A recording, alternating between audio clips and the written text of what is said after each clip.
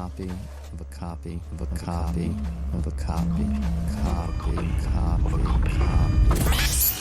Deja vu.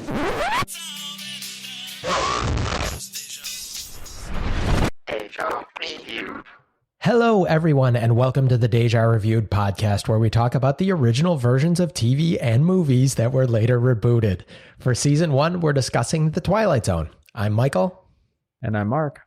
And today we're talking about season 1, episode 30, titled A Stop at Willoughby.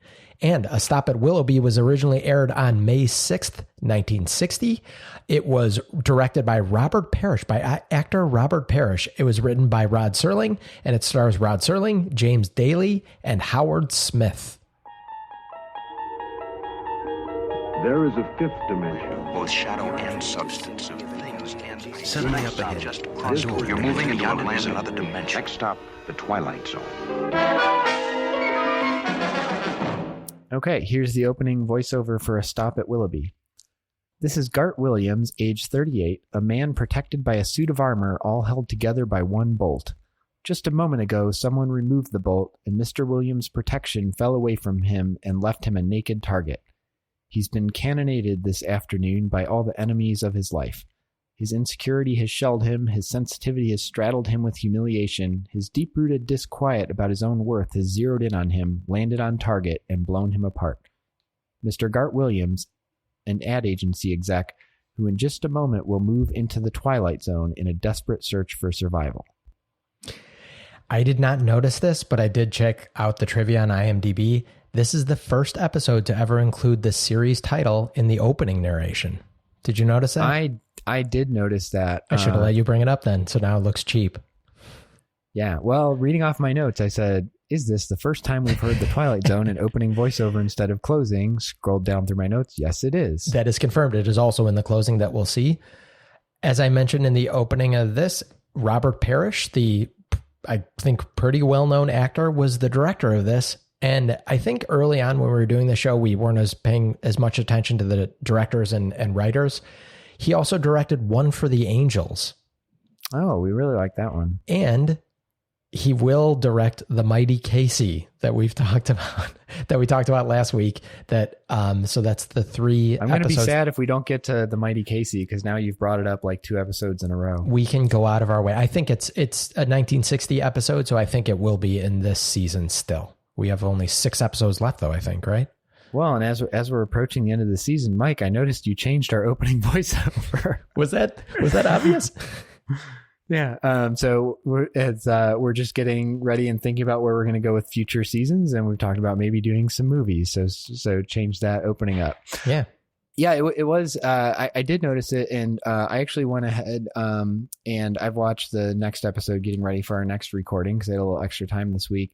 And that one, spoiler alert, also uses the Twilight Zone in the opening narration, so twice in a row, which is weird. Spoilers for this 60-year-old show.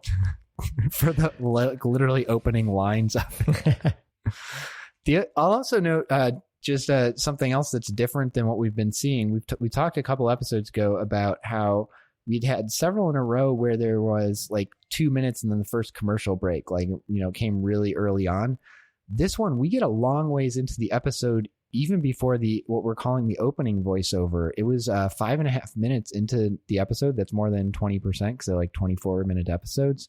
And by the time that we then go to the commercial break, it's like 6.5 minutes in. So that was a departure from what we had seen the past few episodes. And I'd have to look back and see, but I felt like this might be the farthest we got in before we got a narration. Like it almost felt weird where it came in because we were so far into the story. I'm so glad you say that, because I was going to bring that up and then I felt super stupid bringing that up because I was like, wait a minute, is this always where the narration is? It was definitely way further into the episode. I don't think it's always immediately right at the beginning. Actually, I know that it's not always immediately right at the beginning, but it's usually within the first couple of minutes of the episode that he comes out and explains what's going on. Not comes out, but we hear Serling's voice come in and explain what's going on.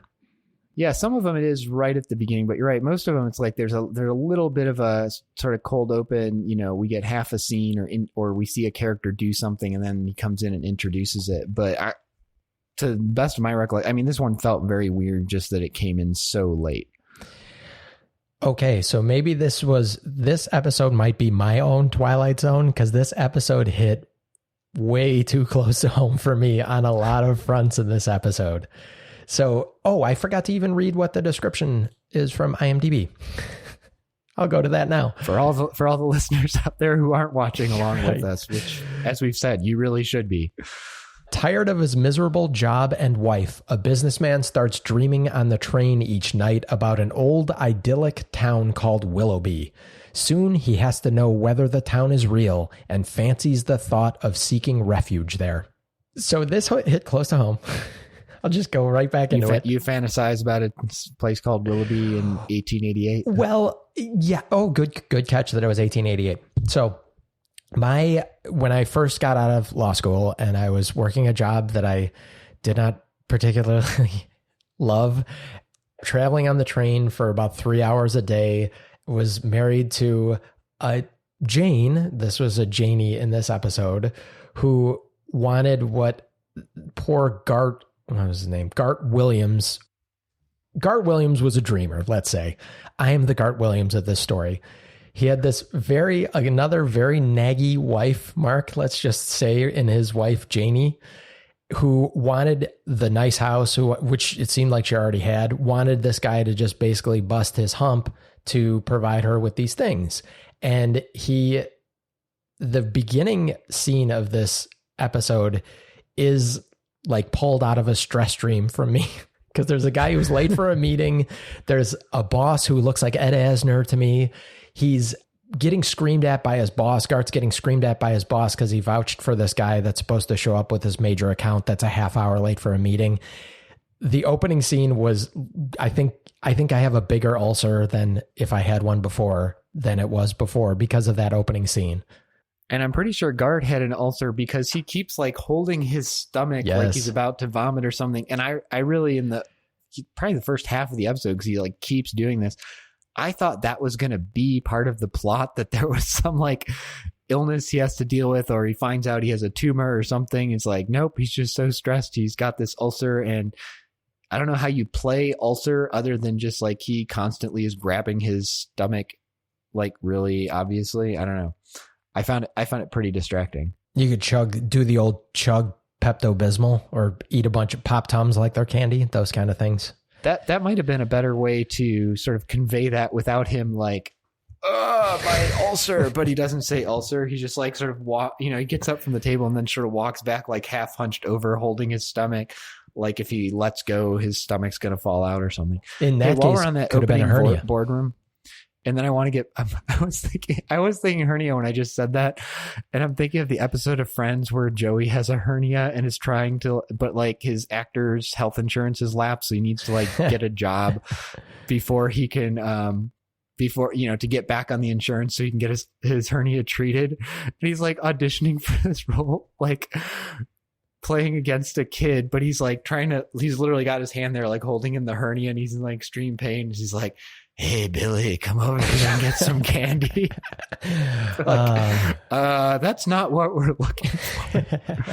He ends up getting a part where he is literally like lying in a hospital bed, like in pain. So like that worked. Anyway, I don't want to sidetrack us from your, how this connects back to you, because I'm actually fascinated by that. But just before we move off that opening scene, this one did start with a tilt down, which we talked about last week when they were still doing that, and tilts down into this boardroom filled with older white men, and the guy in the back who's the boss, Mr. Misreal or something, sounded almost like miserable, but not quite. And he's like smoking a cigar, and this was like so stereotype, like boardroom, all the old grumpy white guys, that I was wondering, and I don't know, but it would seem very Serling-esque, that so part of me was like, well, maybe this is the norm at the time, and honestly probably it was the norm, that the boards of places or the execs are all like older white men, but it was like so exaggerated that it could I was wondering if it was intended to be read as like a satirical commentary on that. And I was drawing a connection back from film school, and I actually had to, because it's not in an area that I've studied since film school. It's not my specialty, but I actually had to like go back and look and make sure I was thinking of the right people, and I was.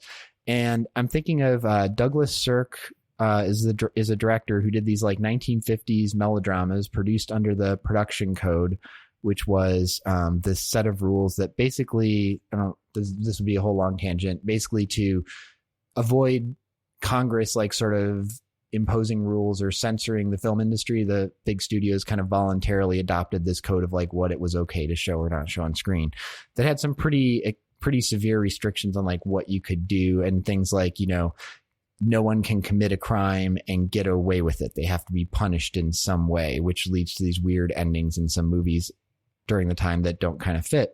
Anyway, so Douglas Sirk did these sort of melodramas that seem very like melodramatic, vanilla, very sort of vanilla, just like looking at people with the, you know, suburbanites with their problems, sort of things, very non-subversive mainstream. But there's, you know, then years later when people went back and looked at them, they're like, well, actually, if you kind of look at the way these are being staged and what's happening in the background and the sort of super hyper exaggeration of all these stereotypes, it's actually trying to be subversive and like point its finger at these things as it's showing them that it can't explicitly call out because of the production code. Somebody who really focuses on Sirk in that era could explain that much better than me. But anyway, the connection I made was like, it was such a stereotype of like the old white men in the boardroom that I couldn't help but think it was Serling sort of poking fun at like, hey, is this really what this should look like? I don't know. Well, if it was supposed to be making fun of that, we all have seen Mad Men, and clearly there are younger, handsomer men in these same meetings and in these same boardrooms, because that opening, it was an ad agency, I assume, because he was talking about selling commercial space and they wanted to get this tire account. All of that reminded me very much of Mad Men fighting for those, like that $10 million of billing a year or whatever the boss had said. So yeah, you got to get the I think he said 30 million. It was some huge account. And it was funny because they kept saying the automobile account, clearly because they did not want to say a specific brand and like alienate them or get sued or anything. Like there's no ad agency in the world where people like, let's say they were working on Ford. They're like, so let's talk about the automobile account. Like they'd say the Ford account, like, you know, for sure. I thought, but it was like so foregrounded that they kept like saying it, and I kept waiting for somebody to slip and I accidentally say like Chevy or something, like, I mean the automobile account. Yeah. Maybe those got left on the cutting room floor. But if you wanted to get back to that thing, or get back to my sort of big, let's get back to you. Push, Mike. And this is push, super personal. Yeah. But yeah, I mean, like I felt I had a very sympathetic look at this protagonist. I like this protagonist a lot, probably because he reminded me of me. And in many of these recent episodes, if I were living with Serling or married to Serling or related to Serling or friends of Serling at the time, I would be constantly checking in on him, making sure that he's okay, because all of these thematic things, and this is another one written by Serling, are super, they're surrounded with like reminiscent, and this is very much like Walking Distance in that regard, of this sort of lost innocence and this stressful life that he's living. And he clearly just wanted an escape at a certain point. And Serling's, from all accounts, seems like a super happy-go-lucky, super fun, kind of the opposite of the sort of gruesome looking man, and not gruesome looking, but very severe looking man and grim and serious man that we know him from in the Twilight Zone. But I think I would have done a lot of wellness checks on Serling if I were friends with Serling at the time that some of these episodes were coming out. Mike, I'm doing a wellness check on you. Are you doing okay? I'm great now. So that was the end of my story, is that I just think about the things that I'm trying to do now, being self-employed, trying to open this theater, and the life that I was, for lack of a better word, sort of trapped in at that time, however long ago it was, over 10 years ago. I'm glad I'm not still trapped in it, because the things that I'm doing now, that slavery to the train schedule and to going to the loop, and that was a nice thing to experience. And kudos to the lawyers that I worked for at that time. They were all great lawyers. It just wasn't for me. And I remember when I gave them my notice that I was leaving that job, one of the attorneys said to me, well, what are you going to do? Just go out to the suburbs and be a real estate lawyer? And I was like, Yeah, that sounds amazing. Because it was a litigation firm, and she was super nice to me. She's like, you're already the best writer at this firm. And I'm like, well, I came from a family of English teachers. And she was so frustrated with me that I didn't want that lifestyle, that I valued my home quality of life and all that stuff more so than making the money and getting the big house.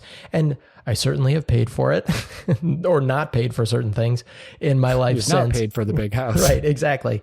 In a certain sense since then, but like I couldn't imagine grinding my nose against that for the last 10 years or whatever it's been. I guess, yeah, almost 10 years ago that I hung my own shingle. Yeah, that's, well, and her reaction there, I think also, like, look, different people have different wants and drives and desires in life. And I think something that most of us are honestly not very good at is putting ourselves not just in someone else's shoes, but in someone else's sort of mindset, right? So you'll see somebody doing something like how could they possibly do that because it's so against your personality or your wants and drives, and they're looking at your life and saying the same thing. For sure. And to bring it back to what you said about Serling, like, yes, maybe some wellness checks were in order, but you said it seems like from what you know, he was well adjusted and happy with his life and such, but he might have been one of those people who, and I do think you see this in a lot of creatives and particularly a lot of really good writers. Like, look, there are some screenwriters who very much what you see on the page gives you a window into their head and what they're thinking. And some of those are successful and some of them are not. I don't want to name any particular people and get myself into trouble here, but there are some that I'm thinking of where. Are you talking about my ex-wife? Because I think we're already blown up that spot. There's somewhere where they have like the one really brilliant thing and you're like, oh wow, that was like so cool and unique, and then they just kind of keep making the same thing over again and you're like, oh, that's kind of all that's going on in there is just that one idea. But some people really can project, and maybe I'm speculating here, maybe Serling was one of those people who he may have been very happy but was also really able to put himself in someone else's shoes and say like, okay, what about this like big high-powered ad executive, with a very busy, stressful, but, well-paid job, living the high life. And we've seen some other people in the Twilight Zone who are in not necessarily an ad exec, but that in that same sort of socioeconomic bracket who seem relatively happy with it. And he can put himself into there and imagine how those people would behave. But then also like, well, what if somebody's in there who doesn't really want? What would that look like? And be able to get himself into that mindset and see how somebody would react who didn't like that lifestyle. And he might just be one of those people who is really good at projecting himself into other mindsets and other sets of needs and wants and desires for what people want out of life. For sure. And there's no question that Serling had an unbelievably brilliant creative mind. There's just so much reminiscing and so much, oh, the past was so great, that happens in the Twilight Zone. And I specifically mentioned Walking Distance because I think that the parallels between that and A Stop at Willoughby are undeniable. So yeah, I actually thought at one point this was going to be Walking Distance, like when he they just ran out of ideas in the first season. Well, but that like he falls asleep on the train and he wakes up the first time and it's Willoughby and he looks out and it's like this old past. I'm like, oh, is this gonna be like his town where he grew up in? And it's like, I didn't assume the exact same things would happen, and he knocks himself off a merry-go-round and breaks his younger leg. Right, but that there was some sort of like he was back to his childhood, and that was going to be the parallel, and it turned out not to exactly be the same thing. But you're right, there's a lot of this nostalgia. Also, it showed how poor I am of a judge of time period. Like I looked out there and like, okay, that could be the 1930s. I thought the same thing. I thought the exact same thing. I was like, oh, it's just like an ice cream social during the 1960s, instead of thinking that it was 80 years prior. Or it's 70 I think years the guy prior. Riding the bike with the giant front wheel and the tiny small wheel, maybe that should have been the giveaway. I don't know when the transition to two equal wheels happened, but probably before 1930. I think there were kids actually pushing the hoop on the hoop with the stick. I thought that was funny, but I thought the same thing. I actually looked in the trivia section. I'm like, oh, that was supposed to be 1888.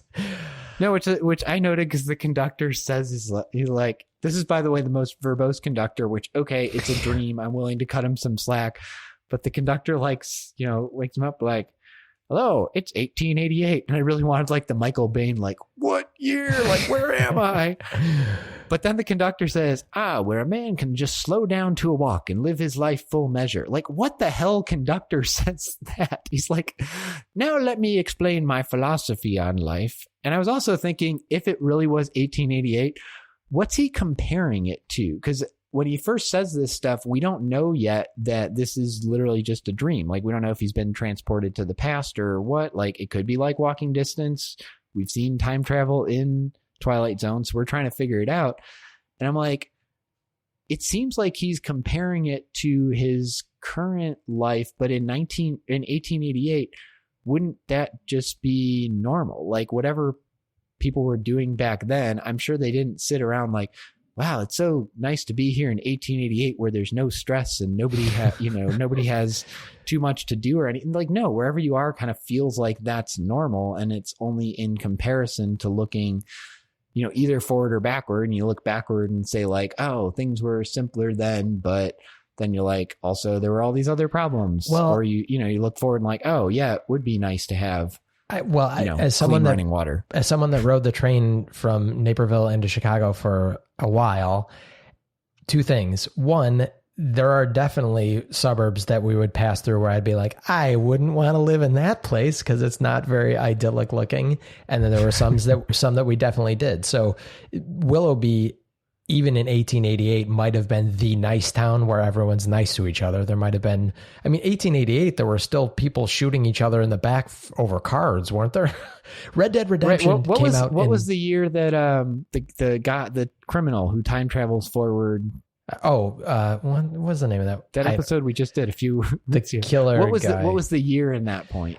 It was like 18. I don't know. I'll try and find this if you want to continue talking. But no, I'll finish this thought as I'm looking for this. So the other thing is, I like how this guy, if he falls asleep on a train, ends up in this nice idyllic place. If I would have fallen asleep on the train out of Chicago, I would have ended up in Aurora. It happened a couple times and it was the worst. It was Execution was the episode you're thinking of. Yes. And it was 1880. It was 80 years from the last moment of your recollection. 1880. So it would have been 1880. So it's just interesting that sort of like Old West still existed. Literally would have been contemporary with this. So this always makes me think of the game Red Dead Redemption came out 10 years ago or whatever, but it was set in, I think 1910 or let's just say 1912. It's like set in 1912.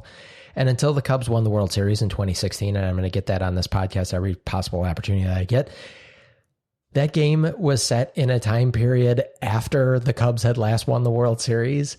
And they're like, you're running around like shooting people. and like, it was an Old West game. And I'm like, it is crazy that the Cubs have not won the World Series since then. But now I don't have to worry about that because they did. I just looked it up. It said it's set in 1911. And the Wikipedia summary says Red Dead Redemption is set during the decline of the American frontier in the year 1911. For sure. And follows John Marston, a former outlaw whose wife and son are taken hostage by the government in ransom for his services as a hired gun. It's a great game. Happens to me all the time. It's a great, great game. Let's take a quick break and we'll come back and keep talking about this episode.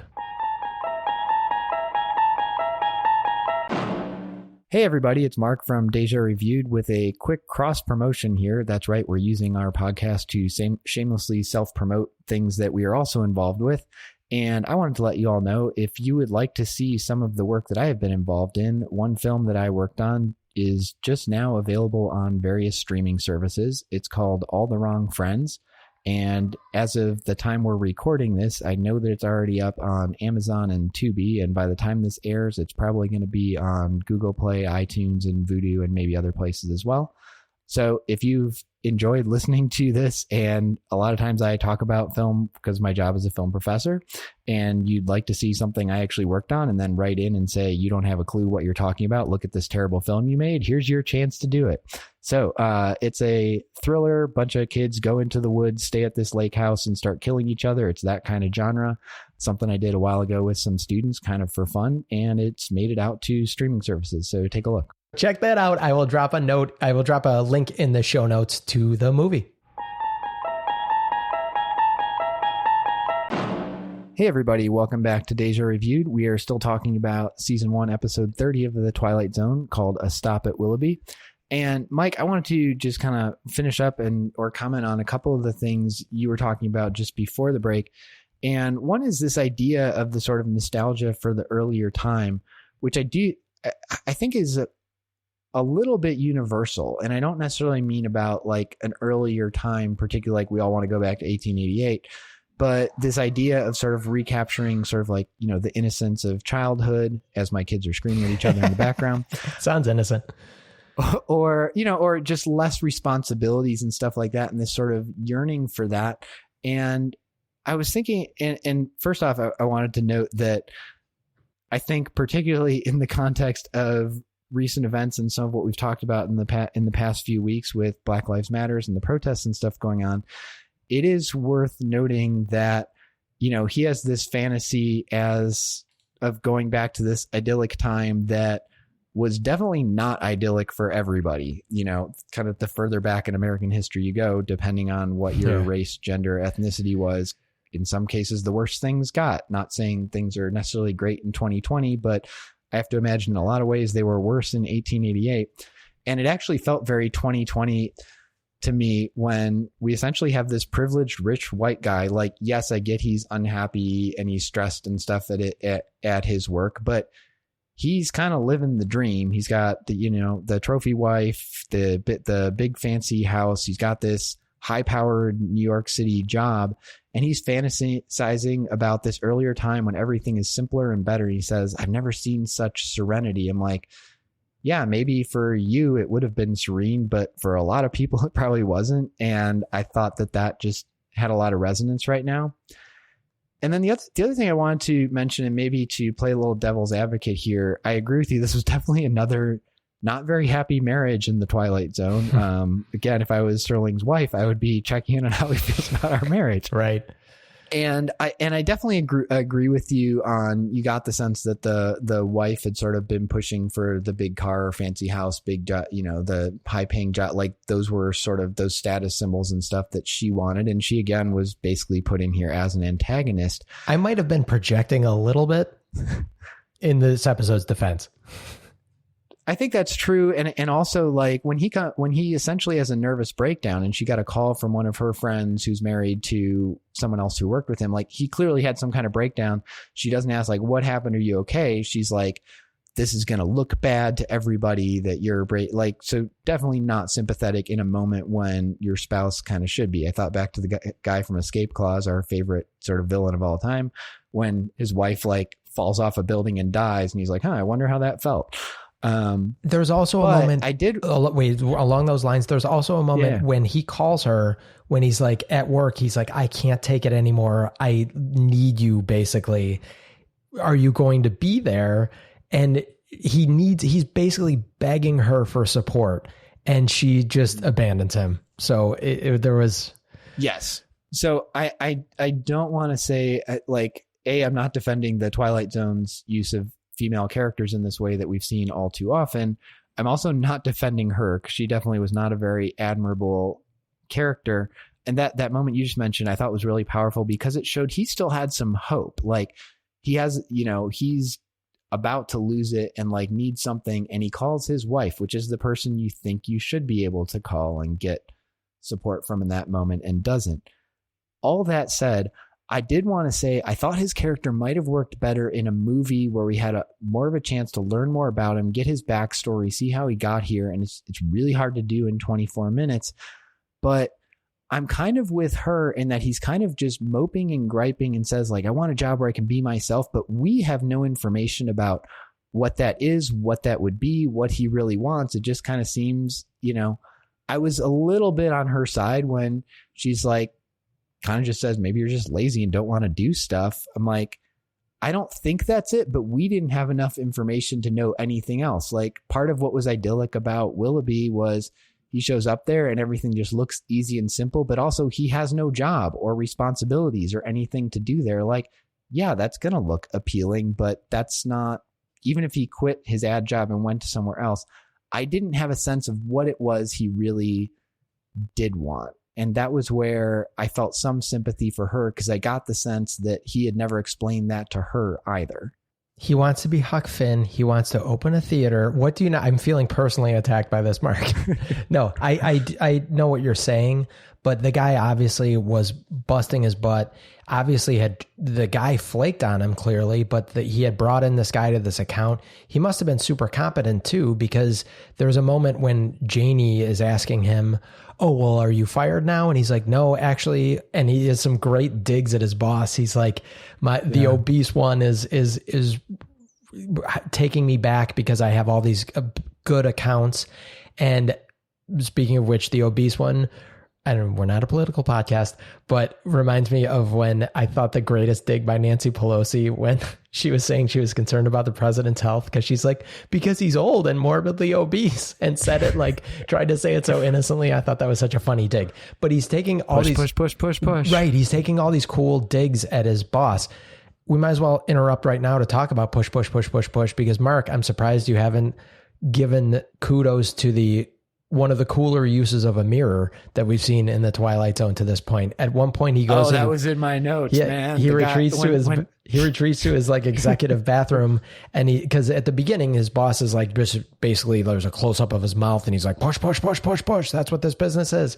And as has to leave, and it's either right before or right after he calls his wife and says he's got to get out of there, he's looking in the mirror of his bathroom, and his boss's floating head like appears in the mirror and is like, push. It was a cool use of the mirror. And then of course he punches it and shatters it. And then he just smashes the mirror. That was awesome. Did you have the sense when the boss is like yelling at him in the opening scene, push, like if Gart hadn't like broken down and like said something, I don't remember what he said, but he said something he shouldn't have in that context to the boss. Like if he hadn't done, the boss would have gone for like 3 hours. Like he was not making any progress in his yelling or saying anything new. He just kept repeating like, that's the business. Push. You know what you got to do? Push. Like for like a minute, just keeps doing this. And I'm like, somebody needs to interrupt him, because he's just going to keep going till he has a heart attack or like runs out of oxygen in the room or something. I didn't like the writing for the boss in general, because we got that account was important. And he literally has a line early on that he's like, he's much too young to put on this large and important account.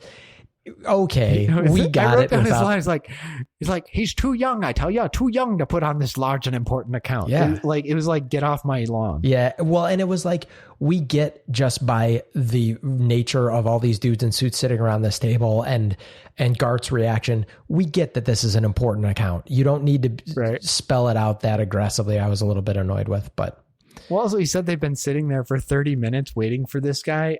I have been in meetings where someone's running late.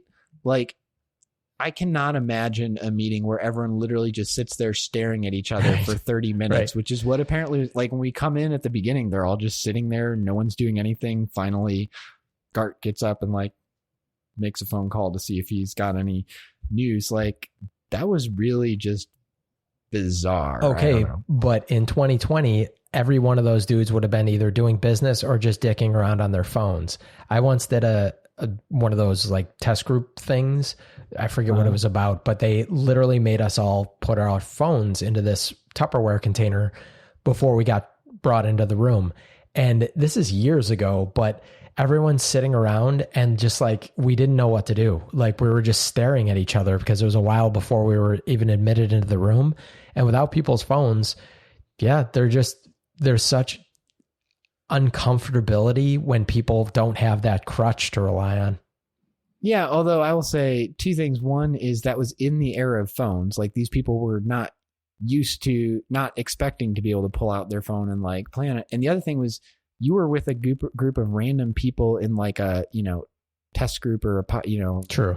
focus group or whatever. Like, these people all work together at the same company. Is there no other business they could be discussing while they're waiting for this guy? Very true. And like, this is the only account in their entire company, or what? If those 15 guys would have just got back to work and found $2 million accounts each, they wouldn't have had to worry about that guy not showing up to the meeting and taking the business elsewhere.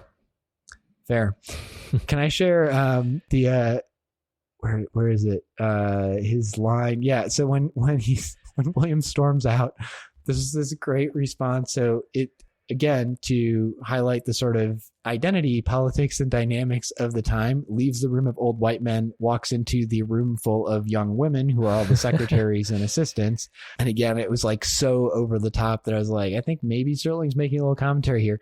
His secretary asks if he wants anything. He goes, yeah, a sharp razor and a chart of the human anatomy showing where all the major arteries are. That was a fantastic line. It was. This was one of my favorite protagonists, probably because he reminded me so much of myself.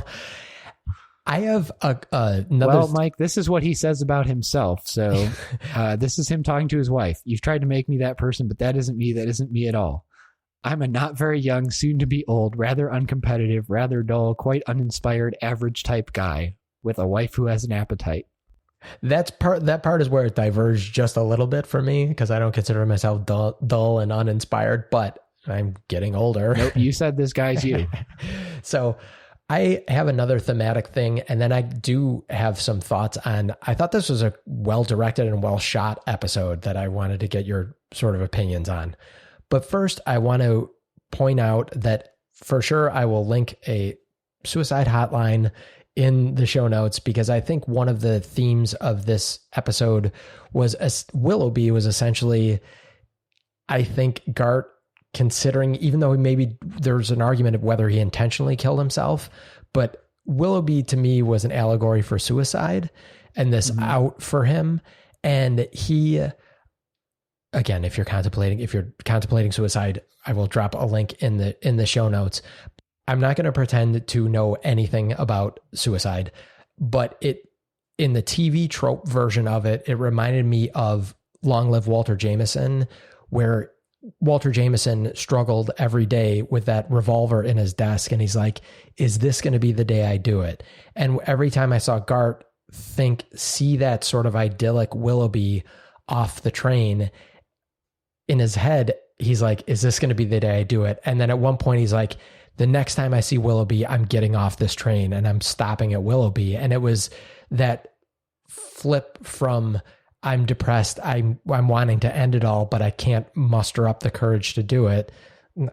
Again, not to glorify suicide and not to say that it's a courageous thing to do, but then the switch sort of flipped in him where he couldn't take it anymore when he felt abandoned by his wife, when he hated his job that much.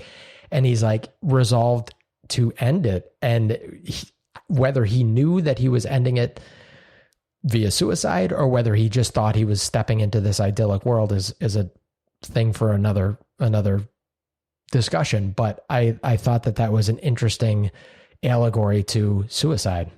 So how I read it. I think that's really smart reading, and it makes sense. One of the questions I had is why it takes till the third time that he actually gets off the train. Like, because again, I think that reading makes sense of something I struggled with in terms of the episode, which is the first time, like, he falls asleep, he kind of opens up his eyes and he's at Willoughby and the conductor's, telling him about it. And I didn't understand why he didn't like get off and look around. And then it happens again and he still doesn't get off the train, even though he seems like he wants to go to Willoughby. And maybe reading that as an allegory for suicide, I think makes that make more sense, because it would explain why he had to build up some courage to do it, or build up to a level where he couldn't take it anymore and did. And exactly to that point, we've talked a lot about the subconscious mind being part of it, especially in Nightmare as a Child. If this is his subconscious mind creating this paradise or this release or whatever via suicide, he didn't commit to doing it until he had basically given up on anything and everything. And even though he'd said, I think earlier, that I'm going to do it next time I see Willoughby, he then had the conversation, I think, if I'm remembering this sequence of events correctly, with his wife, where she completely abandoned him. And then he's like, the next time he saw it, he's like, well, I'm out. Yeah, I think that's right. It's his calling his wife is kind of the very last thing before he gets back on the train and does it. You know, what struck me, and this is, I guess, more a commentary on sort of like the real life than the particular Twilight Zone episode, is it just seemed to me he seems to be someone who, even if he was unhappy, had been able to navigate the world pretty well and succeed, even if he succeeded by giving up a lot of piece of himself. And I'm not suggesting that he should just keep on doing that, but this didn't seem like somebody who couldn't figure out how the world worked or how to interact with the world or anything like that. It seemed weird to me that there was no middle ground between either I just got to keep slaving away at this job I hate with this wife I don't particularly like, for working for this boss who hates me, doing all this stuff, or I commit suicide. There was like no middle ground between those. And like, it seems like he, you know, if he could succeed in this job, certainly it's whatever it is he really wants to do. It seems like he could shift gears and do something else, get a divorce if he needs to. I don't know. It seemed a little, it seemed extreme to me. And again, this is something where maybe in a movie version where you had more time with this character and maybe him exploring some other possibilities to get himself to this point, I think might have played better. But I will just defend it a little bit, because think about the difference between 1960s society and 2020 society. Kelsey teaches middle school, and I bet more than half of the parents, or more than half of the kids' parents, are divorced. And in the 60s, it was kind of ride or die with you're either, unless you're Don Draper and you keep getting divorced, but you're sort of in it and stuck in it. And I think that feeling of feeling trapped, which again, I know nothing about it, but I assume is what is a huge driving force for people that feel like there is no way out, that would drive them to commit suicide, is that idea that like, this is the only option left. Cause I'm sure no one takes suicide lightly, but to think that this is the only option left, and there'd be such a stigma to quitting his job and quitting this super successful job and doing what? Just selling cars or doing something like that. Not that that's a bad job. No offense to anyone, but getting a divorce, doing all those things that are anti-American dream, kind of like you brought up at the beginning, I think would be almost like a death sentence in and of itself in 1960s idyllic looking America. Yeah, maybe so. I don't know enough about 60s, and honestly, I don't, like, I will just be upfront. Like, I have a hard time putting myself in the shoes of someone committing suicide, because I would always feel like, okay, there's multiple different paths, which way could I go on? And that's such a final and, really represents such a loss of hope or belief that anything could get better or could improve. And going back to what we're talking about, where Serling is really good at putting himself into different people's shoes. That's one, even in contemporary times, I just have a hard time understanding that mindset. But obviously there are people who get into that mindset and feel that way and probably would do what he did. So it may be realistic, but it didn't resonate with me personally. I've also never been suicidal, but as much as this character resonated with me, I could resonate, his feeling of being trapped and hopeless did resonate with me. So one other thing I do want to point out, and I want to talk about some shots. I remember this episode. I remember watching this episode. I remember liking this episode, but I did not remember the final twist until this watching. And I thought the final twist, this was a Twilight Zone-y twist, and which I feel like there's been a lot of obvious twists that we knew were coming. This one, so the twist is at the end, it's Willoughby and Son's funeral home comes and picks up his body after he's jumped off the train, thinking he's going to Willoughby, which makes me again think that this was a subconscious mind thing, because he probably saw Willoughby and Sons going by in the train, because you get to know all those stores that you're driving past when you're riding the train, because there's nothing to do but look out the window in the 1960s. So I thought it was a very, very good Twilight Zone payoff at the end of it. I think when we do our star ratings, we might find this might be the one we disagree on the most, since possibly The Lonely. I specifically wrote, I thought the name of the funeral home being Willoughby and Son was super cheesy and a terrible payoff. Oh, God. Okay. Well, let me point out some other good things, and then we can get to closing narration and get to all of our ratings. I really liked specifically a couple of shots. So when he first is he doesn't get off the train to Willoughby, but when he sees Willoughby, he kind of goes between cars, and the car starts moving forward again, and he gets jostled up against the doorway of the train, and it cuts to him asleep in modern times again, and he gets jostled by the train starting from whatever stop they were at and wakes up. I thought it was a really neat cut. I thought the cuts between the old looking train and the old conductor's older uniform versus the newer guy, I thought were super cool. And then there was a shot at the end when he does get off at Willoughby of the old conductor there's like a pendulum. It fades into a pendulum clock. And then it becomes this lantern when they're looking at the body that they found in modern times. I thought those were all cool moves. Good job, Robert Parrish. The transitions between the trains in and out were interesting, and they did a really nice one the first time where it's pretty, they're kind of like close in on his face when it changes and kind of like pulls back out and you reveal he's in a different one. And then they didn't just repeat that. They found kind of different ways to do it. So that was interesting. One of the shots I really liked was when he's talking with his wife in their house, and she sits down in a chair when he's sort of like sitting on these steps, and she sits there with her back to us, puts her finger on the temple and says, "Tell me about your dream, Gart." And it like totally, if you just like showed somebody that shot, you'd be like, oh, he's talking to a psychologist. Oh. And like the "tell me about your dream," like, I think 1960s were still pretty big on Freud in psychology, and the "tell me about your dream" would be like one of the first things you'd say. So I thought it was a really nice, just sort of play off the psychologist trope.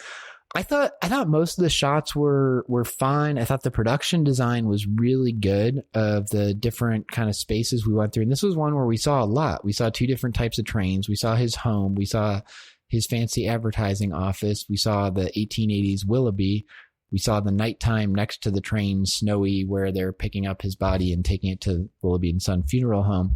So, particularly compared to coming off an episode where essentially the entire episode took place in one apartment, this was a really expansive episode. And I thought each of those spaces really had a strong, unique feel to them. I like that.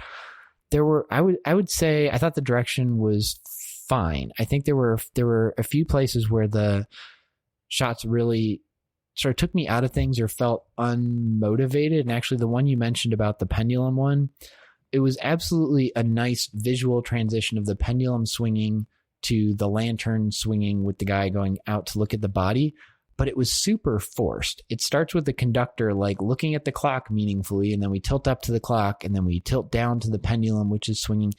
And in terms of visual storytelling, you're telling us, okay, it's important that the conductor knows what time it is. And I was actually like watching it and thinking like, okay, the conductor didn't say anything about time. Is he waiting to see if the guy gets back on the train? There's somehow this clock is going to be important because they're visually telling us the clock's important. And look at the pendulum singing and tick, tick, tick. And it turned out it was just there so the director could create this forced visual match between the two. And we saw a similar kind of thing when he's getting off the train in Willoughby and he like throws his briefcase on the seat, which by the way, he has the slimmest, lamest briefcase I've ever seen. It could hold like one piece of paper, maybe. It just has crackers like Cosmo Kramer's. And then he gets off the train, and the camera stays on the train and pans back over to show his briefcase on the train seat. We just saw him throw it there. Like, it's not like we missed that. It was a major action. But also you're telling us it's important that the briefcase was left on the seat. And there were several places in this episode like that where the shots were well executed and there were some nice visuals, like the thing with the conductor and the clock and the pendulum and that matching to the lantern. That was all very nice and played nicely visually. But as visual storytelling, it was actually like distracting and telling you the wrong information. And I didn't like that. Do you think they were trying to emphasize so much that he's abandoning this life, that he's not, and we find out that he's literally abandoning this life, but lingering on the briefcase? Twilight Zone has a way of driving these points home, and literally we just saw in this episode when the boss is like, it's a very important account, a large and important account. They do. But if you want to do that, you need to set it up by infusing the briefcase with that narrative weight. Like it should be a big, heavy briefcase. He's carrying around his life and all this thing burdening him. And it should be a like repeated thing. Like, you know, he gets home and like puts down the briefcase and feels like a weight is off him, or he's like That's a good call. Wants to go home. Like it's one of those things like, yeah, maybe that's what they were trying to do, but then they didn't do it right. Well, maybe that briefcase had Marcellus Wallace's soul in it, and it's a very light briefcase, but it has a heavy burden. It's not big enough. Okay, let's wrap this up with our closing narration. Willoughby, maybe it's wishful thinking nestled in a hidden part of a man's mind, or maybe it's the last stop in the vast design of things. Or perhaps, for a man like Mr. Gart Williams, who climbed on a world that went by too fast, it's a place around the bend where he could jump off. Willoughby, whatever it is, it comes with sunlight and serenity and is a part of the Twilight Zone. The end. So in case you forgot what you were watching, we had the opening credits say it, and then we say it again in the opening VO and say it again in the There's a title VO. card, yeah. Okay, sweat level, Mark. I kept expecting his boss to be a lot sweatier, given that he was just obese and there yelling, push, push, push. There was a little bit of sweatiness, but not much, like a 2. That's what I had. I had a 2 or 3 because I think I noticed him once. So let's call it a 2. And then, well, do you want to go first and I'll talk you up, or do you want me to go first and you can talk me down? Well, I'll go first because I don't have a ton to say about it, but I know you're not going to be happy, so I want to get you going on a rant when you're trying to talk me up, as you do. I didn't much like this episode. I thought the character, again, I think could have worked in a longer drama where we understood more about him. I think they were expected, I think, like you said, that character resonated very much with you. And I think then you were able to infuse a lot of your own personal emotions and stuff onto him. I didn't have that same resonance with him. And well, no, that's not a bad thing. Like you see somebody like you in a movie and make that connection. But I think this was counting on the audience to do a lot of that work and bring their own experience in life and emotions to it. I didn't feel the episode did the work. I thought, like I said, like some of the direction was fine. Some of it, like they were really narratively misleading and telling you the wrong thing and not making it easier for me to get emotionally invested. They were confusing me in what I was supposed to be invested in. And I thought the ending was super cheesy. Like this was not the Fever level, just terrible. It was interesting. He had some good lines. There was some moment of genuine tension. I like the smashing the mirror because that was the most interesting thing we've done with the mirror since Where Is Everybody, when the guy just ran headfirst into it.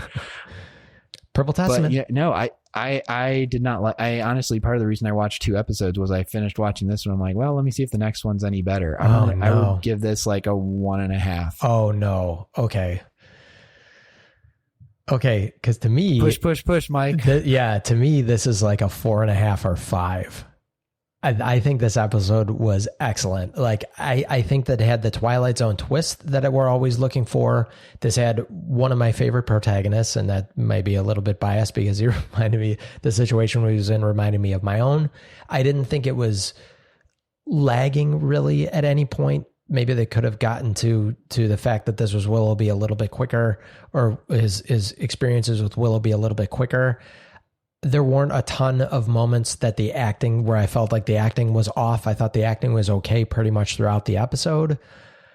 And it had the acting I think was fine. And it had a very thematic, bigger theme that I thought was poignant. This might be, Mark, I'm just throwing out there. 4.5. Remember how much we regretted ranking Walking Distance lower than we should have? I just want you to reconsider A Stop at Willoughby, because they're very similar episodes. And I think we were a little harsh on Walking Distance. And I'm worried that we're going to be harsh on Stop at Willoughby if I can't talk you up more. Well, so I would say Walking Distance is definitely better than this. So where did we end up on Walking Distance? 3.5. And I disagree that Walking Distance is better than this, but it's interesting. This is probably I think the biggest split we've had. What was our original split on The Lonely? I think I was probably a 4.5 or 5, and you were like a 0.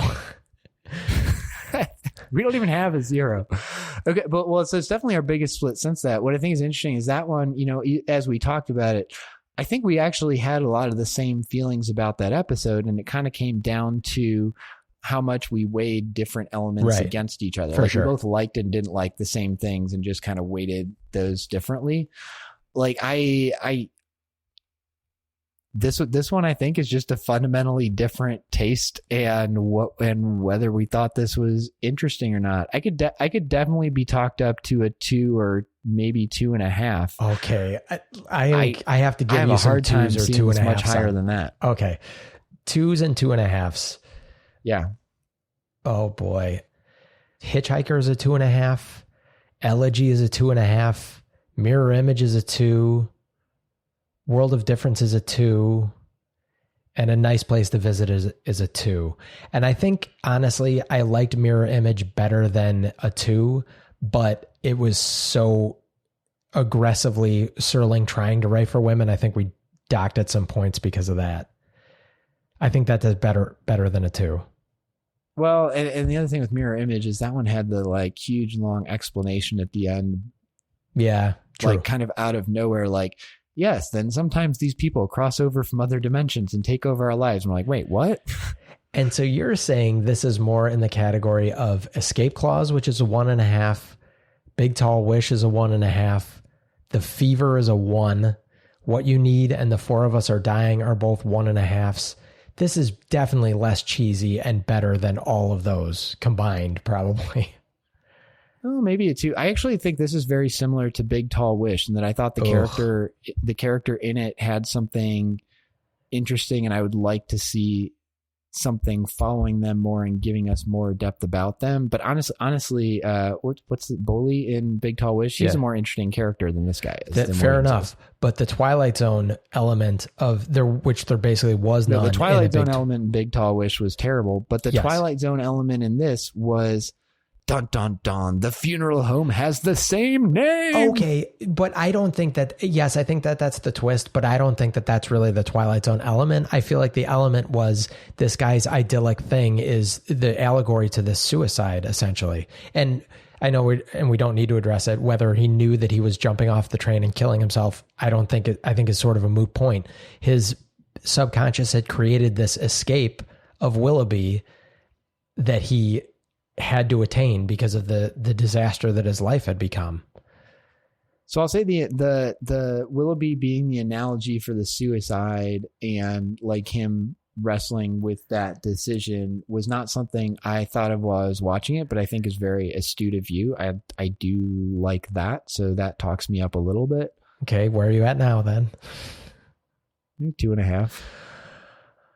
Oh, can I get you to a 3, like Perchance to Dream, which didn't have much going on for it? Where Is Everybody, which we liked, but People Are Alike All Over. Execution. I think this is better than Execution, which is a 3. Execution is which? The old time guy that travels forward in time? Yeah, exactly. And People Are Alike All Over had essentially nothing going for it, but it was an okay Twilight Zone-y twist, I think, that we gave it a lot of credit for. This had a lot more narrative depth. It had a lot more character development than those episodes.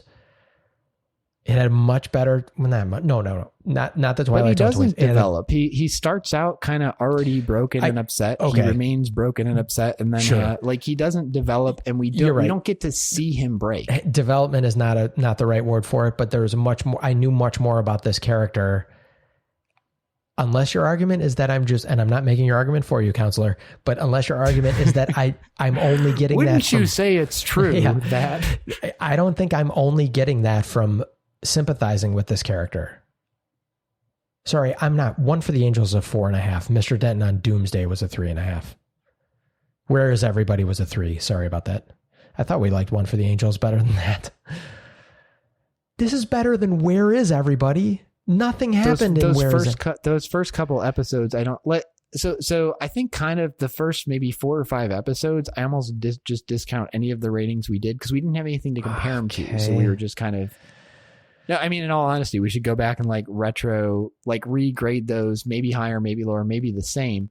But we're like, okay, in the abstract compared to nothing else, what is this rated?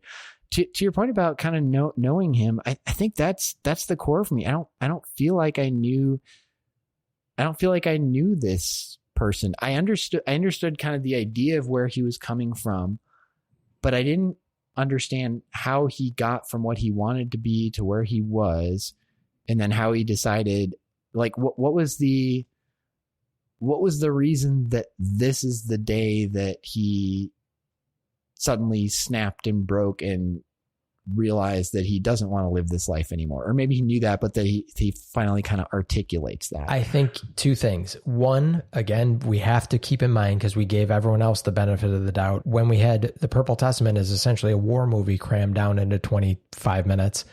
It is a much bigger experience crammed down into 25 minutes. But I think the final breaking point for him was his wife, the one person that he should have been able to count on through this and support him through his mental breakdown, basically tells him to fuck off. I think that was the last straw for him. And he's like, well, forget it then. No one cares about me. His boss only cared about him because he made him money. And you could see that because he spelled that specifically out. That boss was ready to crucify him when that guy didn't show up, and he's yelling at him for putting the young guy in the account. And then he comes to a realization that this guy is actually making him money. He didn't give a shit about Gart. His wife didn't care about him. He was abandoned. I mean, he was as lonely and isolated as I'm sure he could possibly have been. It would have been interesting for Gart to do, because I don't, when he's explaining what happened with the boss, he doesn't, if I'm recalling right, which I might not be, I don't think he says that the boss said, but I have to keep you on because I make a lot of money. He's like, basically, like, the boss like yelled at me and then like said he was going to be generous and nice and give me a second chance, which is all bullshit. He kept me on because I make them a lot of money.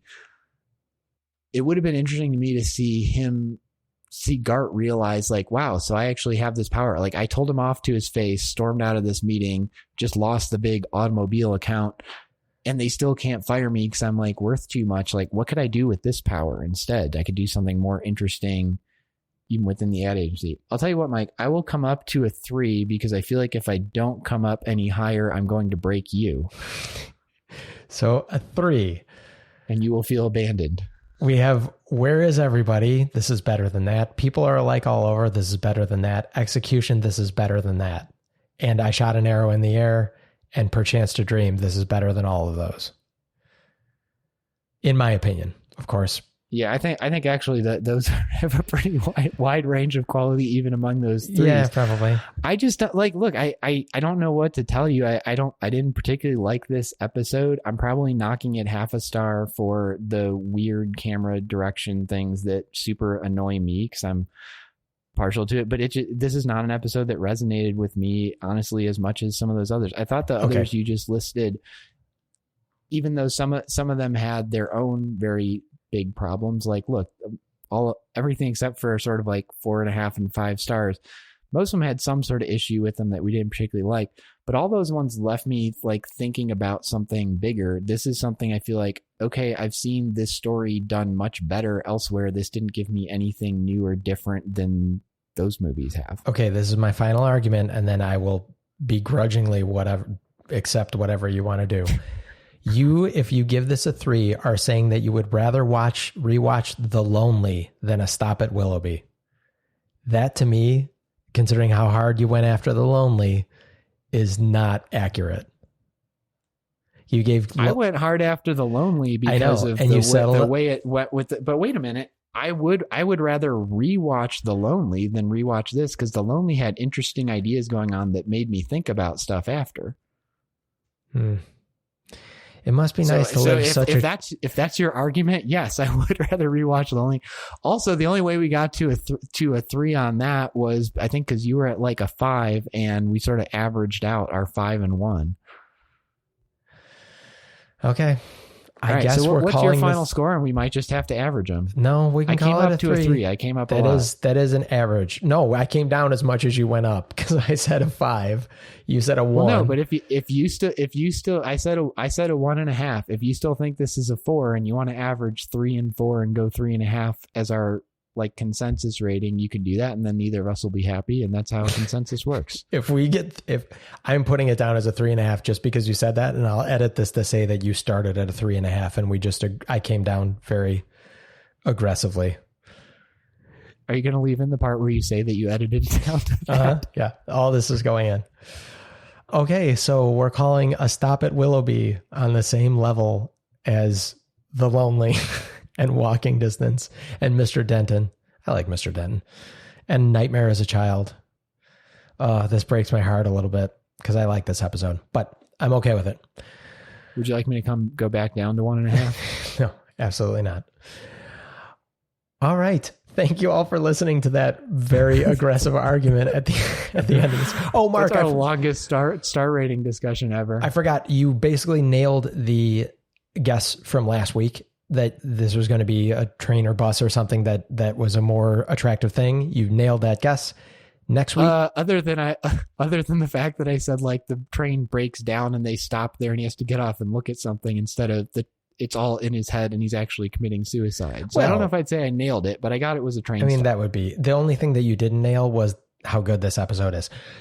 So next episode, Mark, is called The Chaser. Oh, you've already watched it, so we can. But as I always do, if I'm going to watch ahead, I stop and look at the title and write up my guess. Okay, let's hear what your guess was. What my guess was. I was thinking two things. It was either going to be about a drink, like, a chaser, or about an actual chase. And I went ahead and went with, I was picturing someone thinking they were being chased, but whatever was chasing them was invisible. And so they just called it The Chaser. Ooh. And I want to give a little shout out. There's, it's probably terrible. I haven't read it in literally 35 years.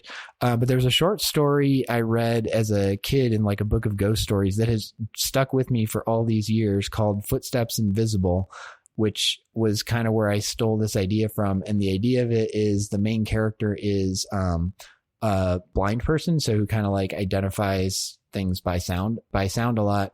And there's this invisible, basically demon kind of chasing these people, and he can hear its footsteps when it's coming to people, but nobody can see it. And I don't want to spoil the ending in case anyone can actually go track that story down, but I'd be hard pressed to think of other stories that I read 35 years ago that have really stuck with me in their details and still feel very strong. So I would recommend that one, and it's similar to my guess for this one. I also say, having watched the episode, my guess was totally wrong. So. I don't remember this episode, so we will find out next week. Thank you all. Well, we'll see what you think. I'll give a spoiler alert. I was not a huge fan of this episode either. Oh, great. I'm going to have to talk you up probably on this one. Thank you all for listening. This was Deja Reviewed. Next week's episode is episode 31 of season 1 of The Twilight Zone, titled The Chaser. Feel free to leave us a rating and a comment wherever you're listening to us. And if you're enjoying the podcast, please subscribe. Or you can also find us at dejareviewed.com, where you can find all of our social media. You can leave us a voicemail, shoot us a text, tweet at us, Facebook, all that kind of stuff. Tell us who was right about this episode. Yeah, I guarantee I'm going to have more people on my side than yours on that one. We hope that you tune in. You can't just use all the Twitter accounts you control. It has to actually be other people. We hope that you tune in next week. Deja Review.